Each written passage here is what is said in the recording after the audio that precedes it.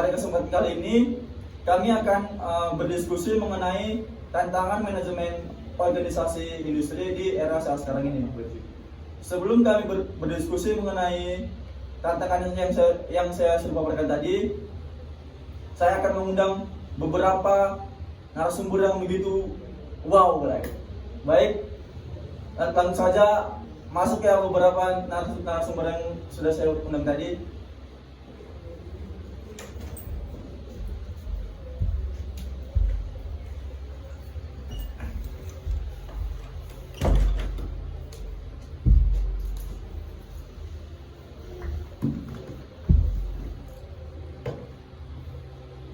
Berhubung narasumber sudah hadir, selanjutnya kita akan berdiskusi mengenai tantangan manajemen organisasi industri saat sekarang ini. Menurut pendapat teman-teman sekalian ini, apa sih yang teman-teman ketahui tentang manajemen organisasi menurut saudara Halid? Saya mendapat beberapa artikel dari Google bahwa organisasi manajemen industri itu ialah proses pengelolaan dan koordinasi sumber daya manusia, finansial, teknologi, dan fisik dalam suatu organisasi untuk mencapai tujuan yang telah ditetapkan. Bapak, bagaimana teman-teman? Apakah ada yang lain jawabannya? Apakah tujuan yang ditetapkan itu termasuk apa tujuan yang ditetapkan dari sebuah organisasi industri itu? Tujuannya itu untuk planning, perencanaan, POAC, organizing, pengorganisasian, accepting, dan controlling atau pengendalian. Gitu. Kalau semisal ininya, tadi kan pengelolaan, yang Ya. dikelola itu Ya. apa saja? Itu meliputi dari sumber daya manusia, di dalam artikel ini meliputi juga finansial serta meliputi teknologi di dalam artikel tersebut ya. Apa yang dihasilkan dari pengelolaan itu? Ya, itu tadi. Output. Iya, outputnya kan itu untuk sumber daya manusianya itu contohnya karyawan yang teladan lah kan, untuk sumber daya manusia. Untuk teknologi itu perkembangan mesin-mesin yang maju lah, yang sudah mencapai standar yang telah ditentukan atau SNT. Untuk lagi tadi apa? Satu lagi teknologi, sumber daya manusia, finansial lah. Untuk finansial itu sebaiknya perusahaan ini mendapatkan finansial yang mencukupi atau freedom finansial untuk menjalankan perusahaan tersebut.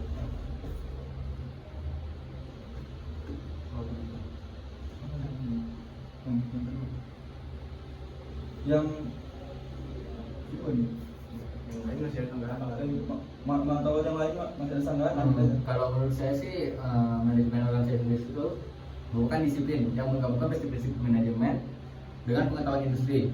Jadi itu untuk mengelola atau mengoptimalkan suatu proses, sumber daya dan tenaga kerja dalam suatu organisasi industri tadi yang seperti disampaikan oleh saudara Halil. Untuk tujuan utamanya itu menurut saya untuk meningkatkan efisiensi, suatu produktivitas dan kualitas sambil memastikan keselamatan serta kesehatan para pekerja. Itu sih kalau menurut saya. Saudara setuju? Oke. Tadi kan kita berbicara mengenai manajemen organisasi. Pasti manajemen organisasi itu pasti ada namanya tantangan ya. Tantangan apa yang dihadapi oleh manajemen organisasi menurut saudara Diki itu apa? Kalau menurut saya sih tantangan dalam manajemen organisasi itu kan pasti banyak itu kan. Akan meliputi berbagai aspek juga yang berkaitan dengan proses produksi, sumber daya, dan lingkungan bisnis yang dinamis. Jadi menurut saya itu ada beberapa tantangan utamanya, yaitu kontrol kualitas, efisiensi dan produktivitas, pengelolaan rantai pasok, atau perubahan pada teknologi. Nah, dan pasti banyak lain sebagainya gitu. Itu sih kalau menurut saya. Begini, saya boleh tanya pertanyaan. Dalam kontrol kualitas ini, apa saja tantangan yang akan terjadi pada kontrol kualitas tersebut? Jadi pada kontrol kualitas ini kan yang merupakan tentang untuk menjaga standar kualitas yang konsistensi dalam proses produksi. Dan terutama ketika ada perubahan dalam bahan baku, teknologi atau tenaga kerja, jadi perlu adanya sistem pengawasan dan kontrol yang efektif untuk memastikan produk atau jasa memenuhi standar yang diinginkan. Gitu sih. Mungkin yang lain ada tantangan yang dapat Saya ingin menambahkan sedikit beberapa tentang tantangan yang dihadapi dalam manajemen organisasi industri di era sekarang ini. Yang saya tambahkan yaitu keterampilan tenaga kerja sebagai SDM. Ini sangat perlu sekali karena SDM sangat berpengaruh sekali terhadap manajemen dalam organisasi. Itu sangat berpengaruh untuk meningkatkan produktivitas kerja di dalam organisasi. Dan yang selanjutnya ada perubahan hukum. Semisal kalau ada pergantian pemimpin dari pemerintah, otomatis regulasi hukum yang berlaku akan berganti juga. Maka itu akan berpengaruh untuk organisasi atau perubahan manajemen di industri itu sendiri. Itu sih tambahan dari saya. tambahan dari saudara Ali. Saya rasa tidak ada tambahan karena semuanya sudah jelas. Selanjutnya kan tadi kita berbicara mengenai tantangan kan. Tantangan dihadapi manajemen organisasi. Pasti setiap tantangan itu ada namanya konflik. Konflik apa sih yang terjadi di proyek besar di dalam dunia industri saat sekarang ini? Menurut saudara Sion apa itu? Untuk konfliknya paling banyak saya temui di bidang tenaga kerja sebagai SDM untuk organisasi tersebut. Itu sangat berpengaruh karena tenaga kerja ini seperti yang saya bilang tadi sangat berpengaruh untuk meningkatkan produktivitas kerja. Yang selanjutnya yaitu sumber daya alam atau bisa dibilang sumber bahan bakunya. Itu juga sangat harus ditekankan untuk meminimalisir masalah dalam bahan baku yang ditetapkan. Itu sih. Yang lain ada sangat mungkin ada yang lain dari diskusi dari si Sion, mungkin ada saudara Halil. Bagaimana konflik antar tim yang tidak saling terikat gitu atau ada suatu masalah itu bisa jadi konflik-konflik yang bisa merugikan perusahaan. Sangat betul. Itu sudah termasuk ke psikologi tenaga kerja. Itu termasuk dalam keterampilan para tenaga kerja. Oleh karena itu dibutuhkan dalam organisasi tersebut dibutuhkan seorang manajer yang bisa menaungi semua tenaga kerja untuk meningkatkan produktivitas agar meminimalisir konflik antara pekerja satu dengan pekerja yang lain, dengan salah satunya memberikan pelatihan, memberikan pendekatan dengan antar individu dalam organisasi tersebut. Itu menurut saya. Bagaimana seorang manajer dalam proyek itu meminimalisir sebuah konflik dalam suatu perusahaan? Kalau menurut saya itu termasuk dalam manajerial sumber daya manusia. Di situ termasuk dalamnya hiring tempat lembaga dalam organisasi tersebut yang membantu merekrut untuk para pekerja yang dibutuhkan dengan menggunakan testing psikologi untuk para tenaga kerja agar tidak ada yang saling bertabrakan antara individu satu dengan individu lain. Itu sangat yang penting menyaring para tenaga kerja untuk masuk dalam organisasi tersebut agar meningkatkan produktivitas dalam perusahaan atau organisasi. Ini yang lain udah apa udah pas tentang konflik yang terjadi pada manajemen organisasi tadi. Kan tadi kita sudah berbicara mengenai konflik, udah banyak sekali konflik-konflik yang terjadi di lingkungan industri. Nantinya kita akan bahas tuh strategi terbaik untuk mengelola konflik yang terjadi di dunia industri tadi.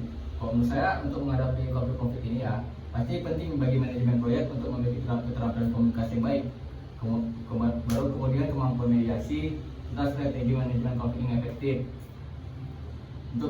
Dan juga adanya pembagian peran yang jelas dan kerjasama tim yang baik juga merupakan kunci untuk mengurangi potensi konflik dan menjaga kelancaran proyek. Itu sih menurut saya. Mungkin ada bagi dari teman-teman yang ingin menambahkan Tambahan yang strategi yang Anda punya untuk menambahkan. mengelola konflik. Kalau komunikasi yang baik tadi kan, Oke. bagaimana komunikasi yang baik itu? Ya mungkin Komunikasinya. adanya komunikasi, misalnya nih kan adanya suatu pemberitahuan gitu kan untuk strategi, misalnya ada strategi produksi gitu, adanya komunikasi yang baik antara Transparan pekerja gitu. ya jadinya Transparan. kalau komunikasi yang baik itu pun jadi antar pekerja pun nyaman untuk bekerja karena tidak adanya Jujur lah ya, iya, harus adanya jujur. komunikasi yang baik. Jadi lah maksud saya ada komunikasi yang baik, jadi ada sama pekerja pun tidak Miskomunikasi. ya tidak saling komunikasi. Itu sih menurut saya. Bagaimana kalau semisal konfliknya berada di sumber daya alam seperti bahan baku yang tidak bagus atau pokoknya tidak bagus lah dari bahan baku itu datang, bagaimana cara mengatasi konflik tersebut? Nah, semisal kita ada produk mau buat apalah misalnya buat saus, bahan bakunya itu tomat sama cabai. Kalau semisal bahan bakunya itu saus tomat atau cabai itu tidak bagus, bagaimana kita mengatasi konflik tersebut? Atau meminimalisir kesalahan yang ada di situ, pemilihan bahan baku. Mantap ya. Kalau menurut saya, pertama itu identifikasi akar masalahnya secara dini. Nah, kita temukan dulu apa penyebab utamanya. Kenapa dia bisa saus tomat itu bisa menjadi jelek? Ataukah dari hilirnya yang bermasalah, ataukah dari perjalanan pada prosesnya? Itu harus kita identifikasi. Nah, selanjutnya untuk menanggulangi itu diperlukan seorang manajer untuk mengawasi seluk-beluk dari semua proses-proses untuk sumber daya alam itu.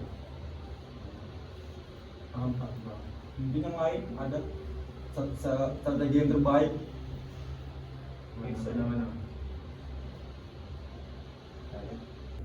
Kayak tadi kita sudah berdiskusi itu mengenai pengertian tentang manajemen organisasi, kemudian tantangan yang dihadapi, kemudian konflik, kemudian strategi terbaik dalam mengelola manajemen di lingkungan perindustrian. Kemudian saya ingin bertanya nih kepada teman-teman sekalian, apa sih contoh nyata, bisa di kehidupan sehari-hari, bisa di negara kita ini, negara Indonesia. Ada nggak sih contoh perusahaan yang mengalami kemerusutan? Kalau misalnya ada, PT apa itu teman-teman sekalian? Saya menemukan satu perusahaan, yaitu perusahaan Bata. Itu bergerak di bidang tekstil. Tekstil, Itu sepatu fashion. Itu sepatu seperti sandal. sandal. Mereka mengalami kemerosotan dikarenakan banyak faktor. Yang pertama, ada permintaan dari konsumen yang menurun, ada persaingan pasar yang sangat ketat sehingga orang itu tidak mampu bersaing ke atas, maka down jadinya.